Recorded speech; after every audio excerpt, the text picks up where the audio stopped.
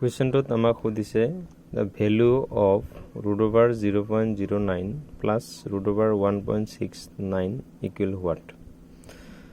প্ৰথমতে আমি কি কৰিব লাগিব, √0.09ক আমি এনেকৈ লিখিব পাৰোঁ দশমিকৰ কাৰণে 1, দশমিকৰ পিছত দুটা অংক থাকে, দুটা শূন্য লিখিব পাৰোঁ। আৰু এইটো ফালে এনেকৈ লিখিব পৰা যায় আগত এইটোৰ দৰে, দশমিকৰ কাৰণে 1, দশমিকৰ পিছত দুটা অংক আছে, দুটা শূন্য, ৰুট থাকি গ'ল।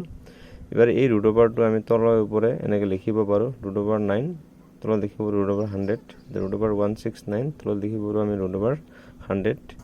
এতিয়া √9ৰ বৰ্গমূল হ'ল 3, √106ৰ বৰ্গমূল হ'ল 13, √100ৰ বৰ্গমূল হ'ল কিমান 10।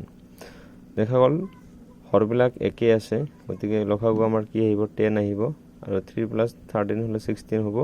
আৰু দশমিকত এইখিনি ল'লে আমি কি লিখিব পাৰোঁ, 0ৰ কাৰণে 6 লিখিব পাৰোঁ, আৰু 1ৰ কাৰণে দশমিক, গতিকে 1.6 এইটো হ'ব আমাৰ সঠিক এনচাৰ।